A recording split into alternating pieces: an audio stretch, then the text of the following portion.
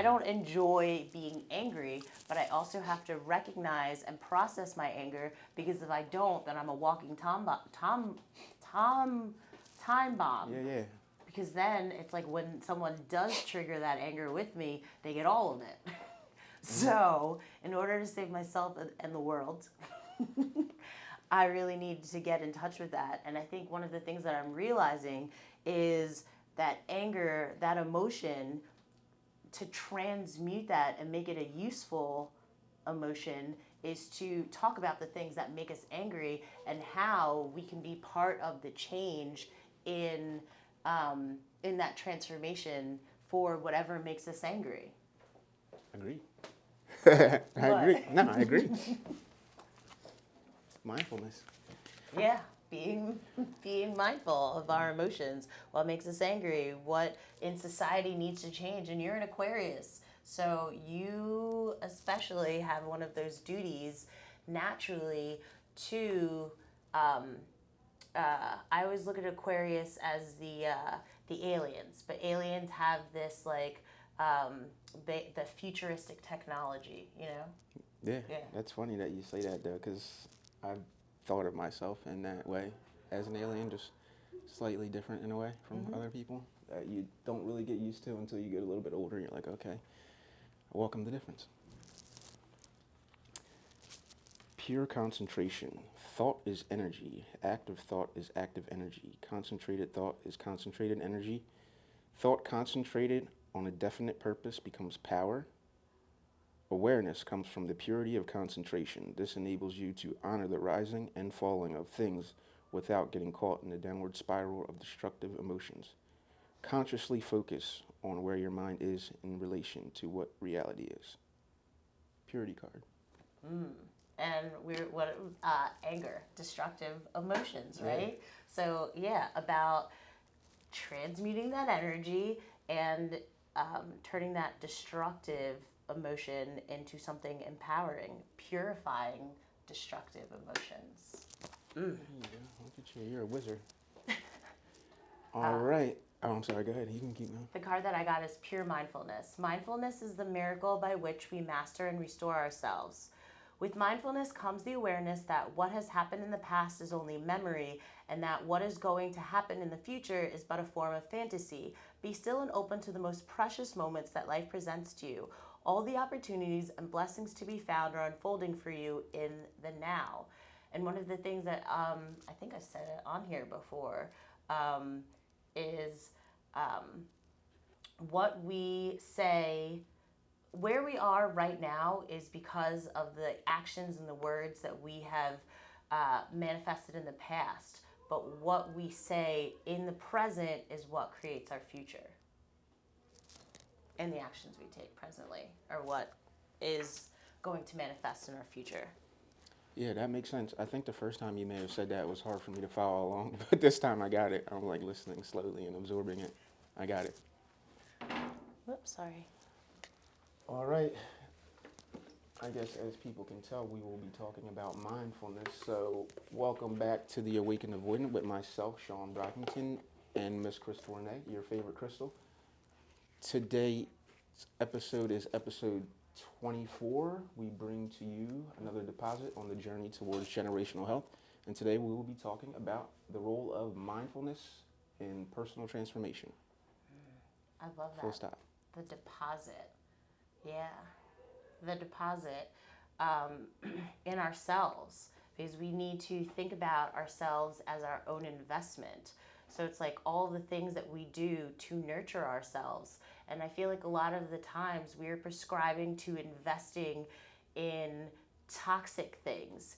Even when people think about like colors and color therapy and color manipulation, because even as we look at those snacks over there, there are different colors to entice us in different parts of our brain. So when we realize that we are getting manipulated through to like unhealthy things through advertisement, we also need to realize that we can use that as a tool to manipulate ourselves in a healthy way.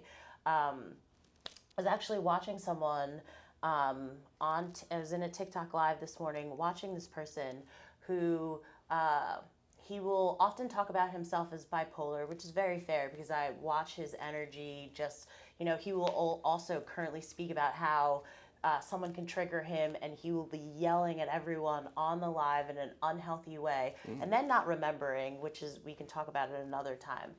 Um, but what I realized is when he is wearing all white or is wearing all gray, he is the most radiant. His energy is just so vibrant and magnetizing and warm and loving and calm and peaceful. And whenever he wears a little bit of red, there it is very war. His energy is very warlike. But he was then, because I brought it up, because he was trying to navigate through his rising and falling of his emotions. So I did bring it up in the chat, and he noticed it and recognized it and said it out loud. Then I guess, I don't think he was trying to be defensive, but was explaining why he had the different colors based on the deities that he worked with.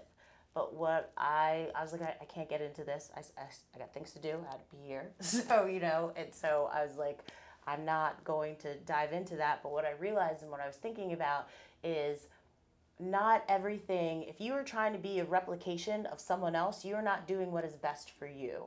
There's a book that I recently just bought in the past 2 weeks that's called Eat for Your Blood Type. So we need, with all of these diet trends, people are trying to eat outside of what is best for them.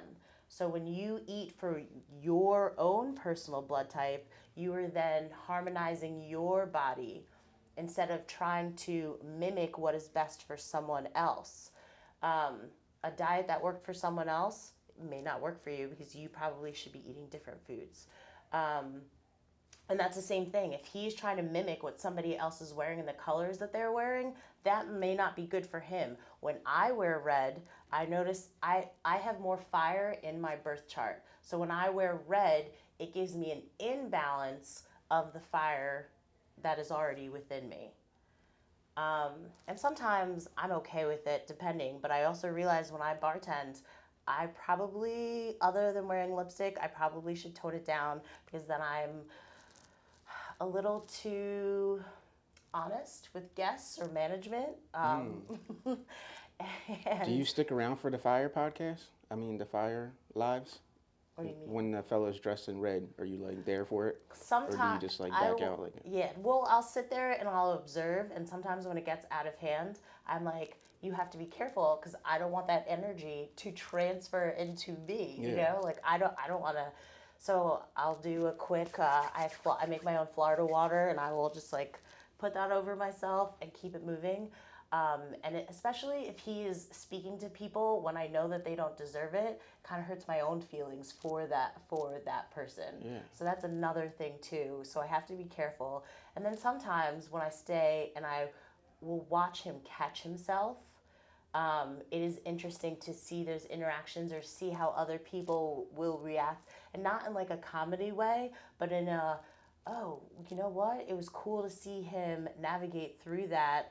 And you know what? If I'm ever in that position, I'm gonna take a mental snapshot, and be like, that was a healthy way to react to it. That's interesting. I can't imagine there being an audience for a verbally abusive live stream. That sounds. I don't think I would participate in that at all. 1,000%. I hear you. Click. Um, his spiritual wisdom is is so nourishing. Even when, and that is one thing that I had to understand and really recognize, that I have to separate the two. I can watch it and take in that spiritual nourishment and that spiritual knowledge and separate the anger because that's not mine. I understand that he's coming from an unhealthy place, but I also want that knowledge. So I'm not going to enter in the chat and put myself in the ring of fire for it to be part of it, but I'll be doing something, I'll be cleaning, I'll be doing, you know what I'm saying? And so like cuz he'll be doing readings, and he will He is, um, I don't know, like spiritual ranking. He's on a high spiritual ranking in terms of he will talk about, he makes up his own divination, all of these other things. So I enjoy that aspect. So I realize you got to take the good with the bad. So if I want to get those nuggets, I have to Stick around. stick around. Huh. Good for you. Good for you. It's funny. There's so many different ways that you go with it. It's, catch me off guard sometimes, because sometimes like I'm not dealing with that, then I will deal with that, but if there's some of that, I can deal with a little bit of that. Like, good for you. I don't have that in me at all. Even I don't even have that sort of patience for myself even. If I'm being, I will acknowledge it immediately and stop it. If I feel like I'm talking down to anyone or talking to anyone in any way other than positively, because I don't believe anyone has that right at any point ever. So I would never, I just couldn't. But, good for you for being able to. Yeah. And For all the wisdom in the world, I couldn't listen to it. yeah, no. And you know what? I wonder. So a thing that I've been playing with is if we're all right in my world, I'm the main character of my story, right? And everyone else is just they're just reflections of myself and vice versa. But I'm the main character, so everyone else is a character that I've created to tell the story in my story. So in your life, you are the main character, and everyone else are characters that you created to assist you on your adventure, right? So one of the things that I've been playing with, if I'm gonna stay in that perspective, then I'll say to myself, and good or bad, right? Why did I create that character? What is the lesson that I wanted that character to teach me, or what did I want them to assist me with, or why did I create that character just based off of that? That makes sense to me. I get that. Yeah. That explains a little bit of your existence in what seems like toxic space. Well, That even when I explains it. speak about his anger, sometimes the things that he's angry about are valid things. Like he'll get easily frustrated when he gives instructions on how someone is supposed to pay for his services or how he wants them, because he's dealing with different deities, dimensions, blah, blah, blah. He needs things to be in a specific way in order for him to keep everything moving along. And then when they don't follow instructions, he loses his poop really quickly. But still has a fan base. Still has a fan base. Interesting. I really want to see one of these lives one day. I just want to see what is going on here, like how this works out. It's very interesting to me. But can I define mindfulness real quick? Yeah. I don't know if this is the actual definition. This is just the one I pulled up. You can tell me if you know any more about it. But they define mindfulness as a type of meditation in which you focus on being intensely aware of what you're sensing and feeling in the moment without interpretation or judgment. That is a definition of mindfulness. I'm sure there's maybe several, but that seems to be the basis. I guess the only thing I struggle with in that statement is the judgment part. I judge out of everything. And I think that's part of discernment. That is part of self-awareness. I like being intentional. Shadow work is not something that I just do when the moon is waning, when the moon is getting dark. That's not the only time. Shadow work for me is something that I incorporate in all senses of all things. So, in the sense of the other day I was watching someone's live, and the woman she's talking about Mayat, and this will be a whole nother conversation, but and after she was going through the different principles, there were other people that were on her panel, and she wanted them to say Ashe after her because it made the incantation more powerful. And so there was one person that was giving that every time he put his mic on, there was feedback. So she was like, listen, she gave them instructions. She was like, I just need one person to do it because that's just too much feedback. And I realized, so the person stopped doing it for a bit, but then somebody else would join who didn't have feedback, and then he would feel like, I guess, like left out, and then would do it.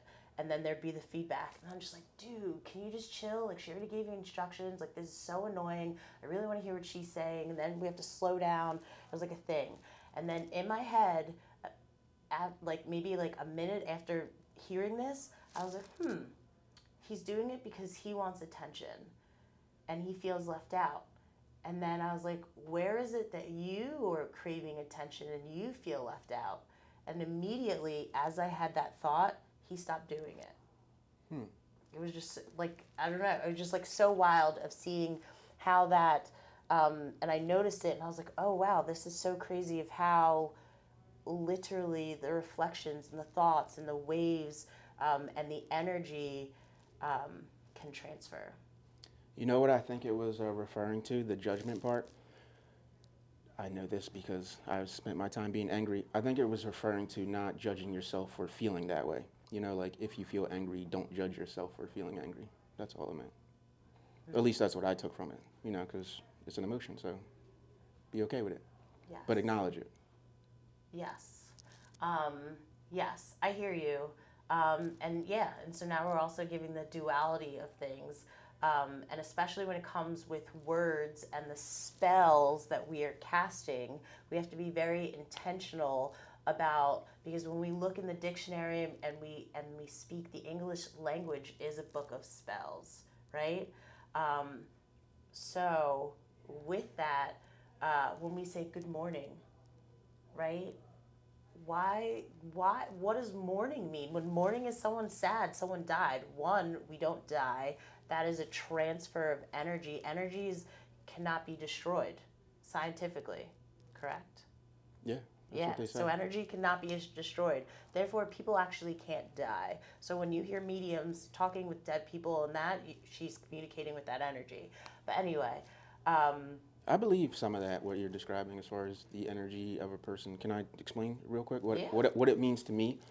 I think, say, my cousin passed a long time ago, and I think that if I think about him and the thought of him makes me smile, it is that energy from him that is doing that. Mm-hmm. That's how I look at it, at least.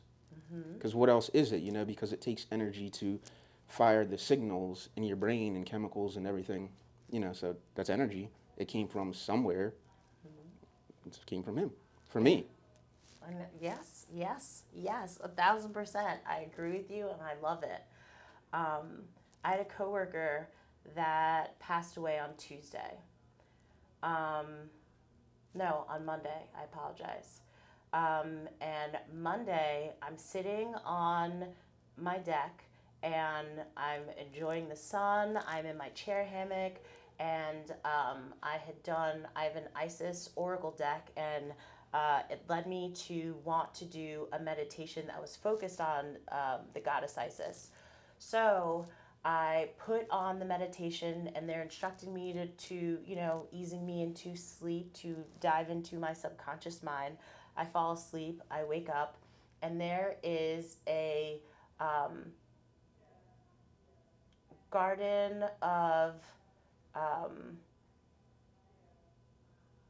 there's a Jasmine's Garden meditation that is playing. And I was like, I don't know why, but this feels weird. And I was like, I don't know why this is ringing in my head of this Jasmine's Garden. So then there's a person on TikTok who actually, her handle is Jasmine's Garden, and I've taken a class from her. So I went to check my email. I was like, oh, maybe there is an email that Spirit's like teaching, like nudging me to go check. I was like, nope, nothing there. So then I'm going through TikTok, and there's videos on vines, um, on how to grow these jasmine vines on your property.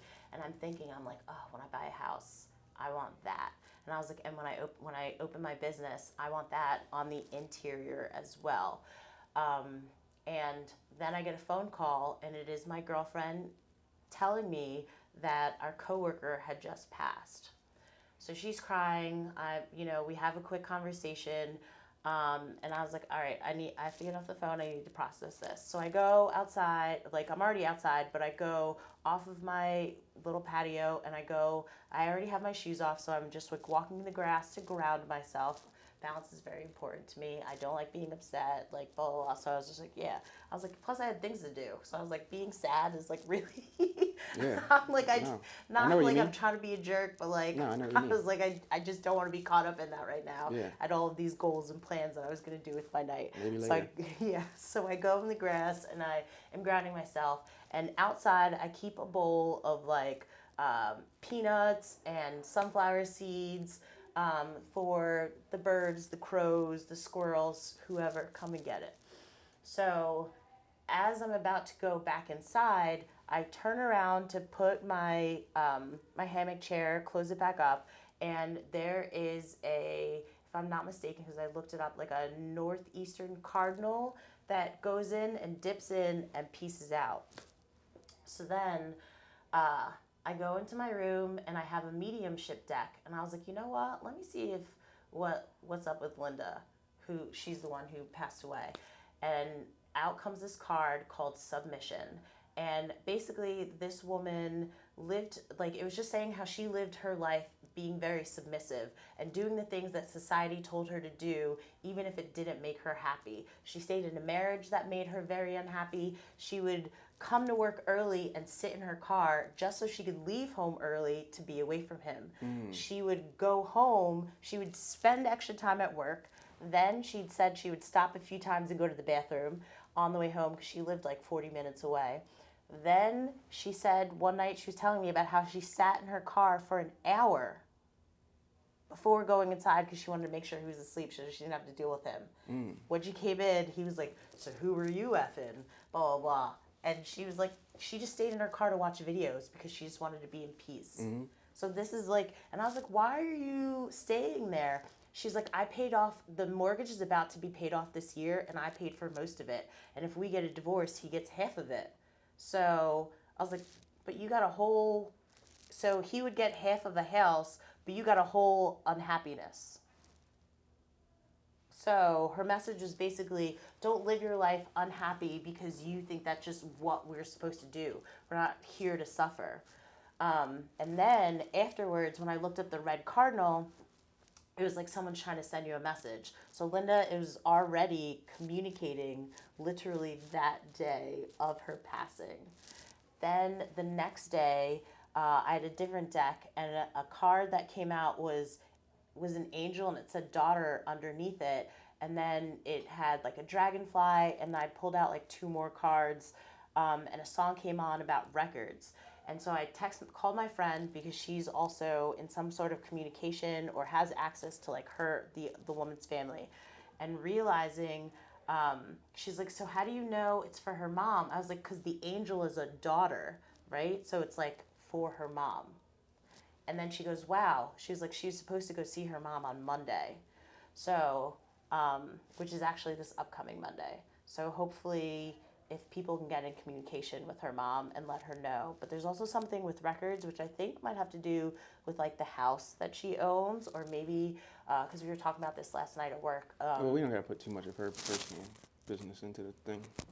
Well, yeah, but it was just like I guess like well, I'm very big into signs and synchronicities. Yeah. So this is also my way of trying to help people understand of how they can put signs and synchronicities into their own lives and see what the universe is always sending us signals, frequencies, messages if we are paying attention. But all the little things you have to put them together. Your life sounds like an adventure. Like an adventure. You just closed out with something I was thinking of the whole time, and I'm trying to hold on to the thought to let you go. Signs and synchronicities. The fact that you're always looking for it, the shit sounds so exciting. Like, I don't go through my life that way, but the fact that you're looking for something to connect at every juncture is amazing. It just sounds exciting to me, honestly. It's so funny. Like, life in any other way almost sounds boring. You don't understand. Let me just tell you that I'm very intentional, and I don't have it. Like there's a symbol that I put on my hand that basically, and I put it in henna paste. So henna paste stays for a decent amount of time. But the symbol that I put on the palm of my hand was that so that I see magic every single day. I want to experience magic every day. So with that intention, I realized that's what I'm calling in. I want adventure. I'm a life path number 5. I love adventure. So even if I'm not traveling, which is going to be in my near future on a consistent basis, I am still getting to experience adventure every day, which is what I love. So I was like, I no longer prescribe to that you have to wake up and blah, blah, blah. No, every day, all the things that I do is leads me to some magical gateway of adventure in a healthy way. Yeah. What do you do to achieve mindfulness? Remember earlier you were talking about it, and I put you on, well, asked you to hold off. Yes. I was gonna say put you on pause. That didn't sound right. That's okay. No, that's crazy. I didn't put you on pause. I just asked you to hold off. You asked me to pause my thought. Yeah, Which yeah, is, yes. yeah. Putting you on pause sounds crazy though. What I had said earlier was me being mindful or meditating or trying to be more in sync with myself at the moment. I close my eyes to see. So I close these eyes so that my third eye can be stronger. So it's like if you think about our senses, right? Someone who is deaf usually, or someone who is blind usually has really good hearing. So closing these eyes so that your third eye can be more pronounced. You know, I know that to be true what you're describing, and that can happen to all people. Remember how you were saying before, like you can connect with these things, and I was saying, but I can't. But sometimes you can. I'm taking the long road.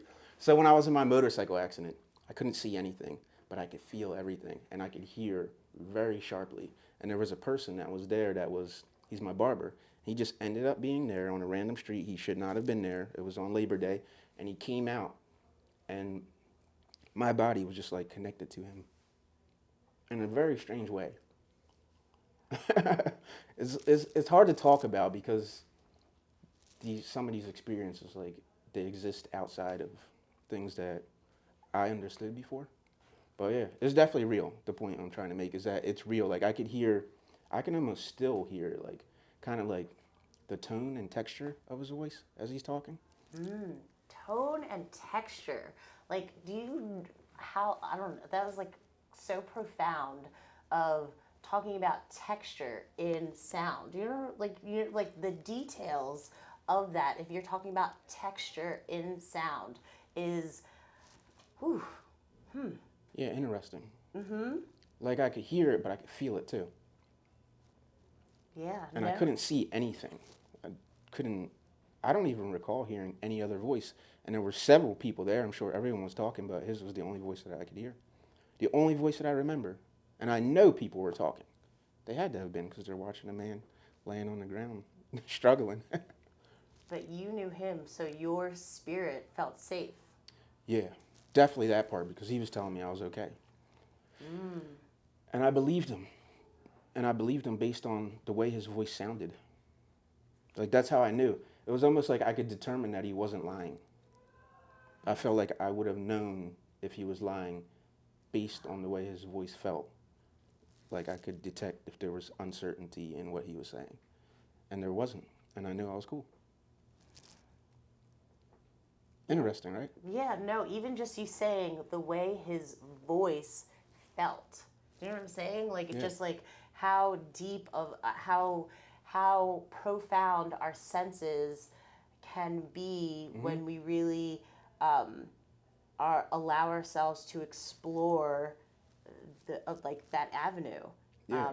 Yeah, wow. It's like superpowers are in us, but unlocking them is challenging, maybe, or maybe not challenging. Maybe we just don't try hard enough to unlock them.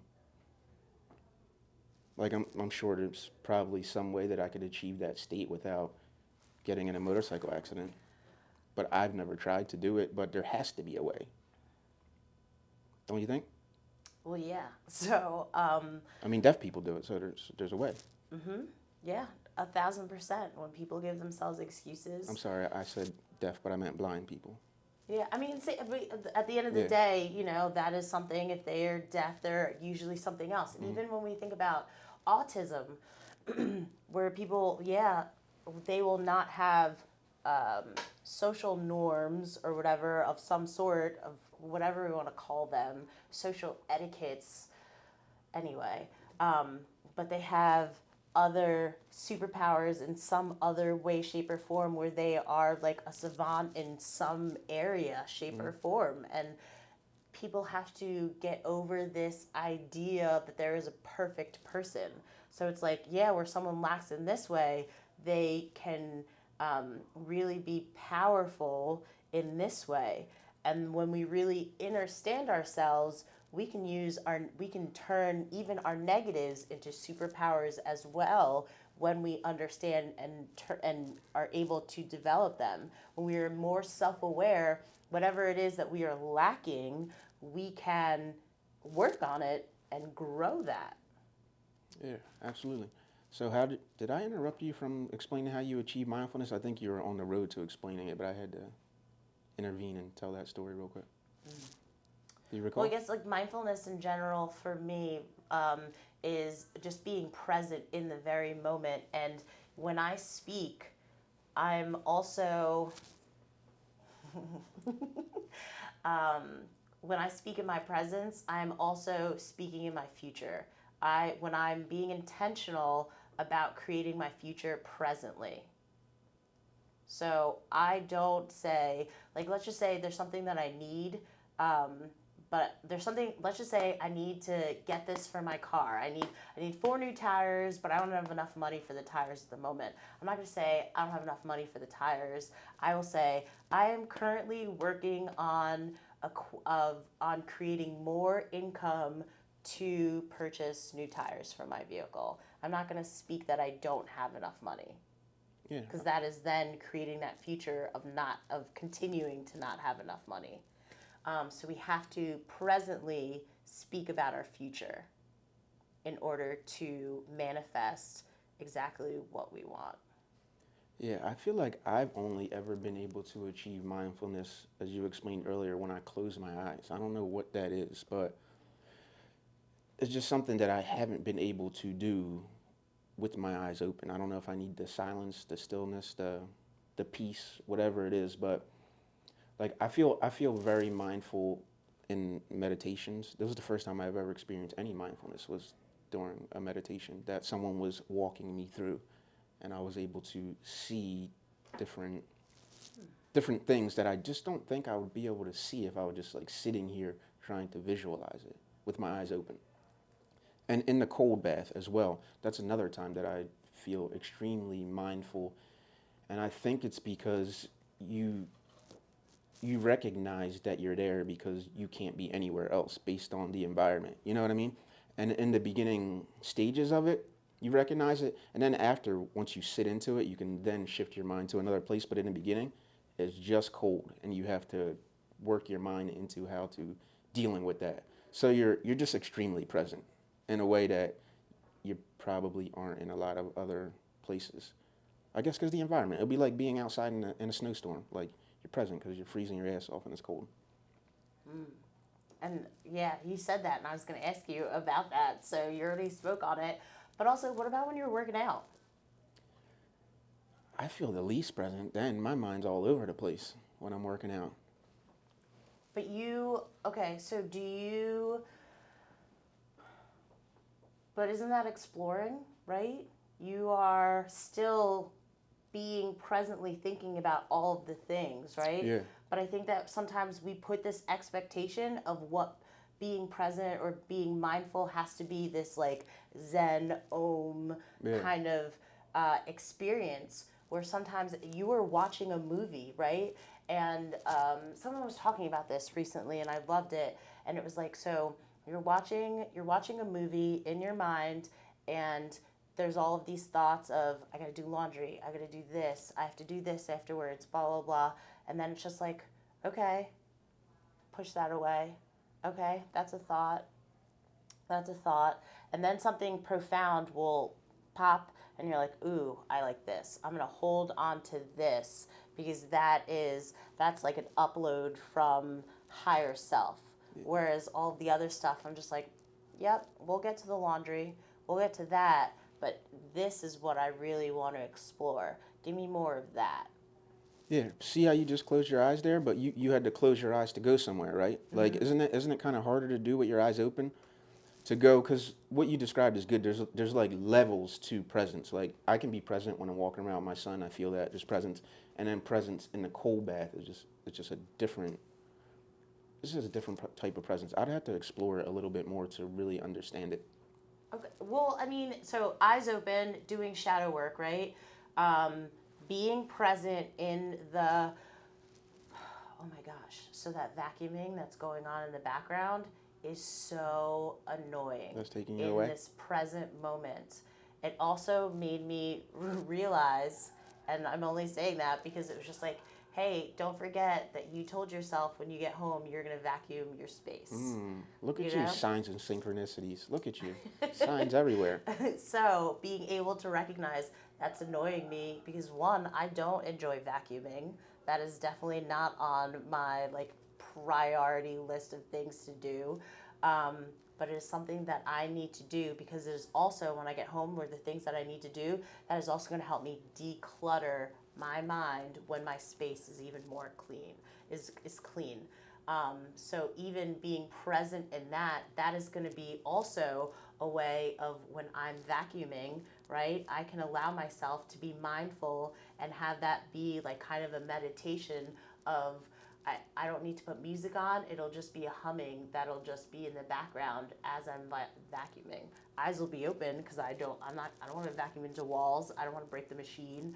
Um, Yeah, there's a lot of people that use that exercise for that.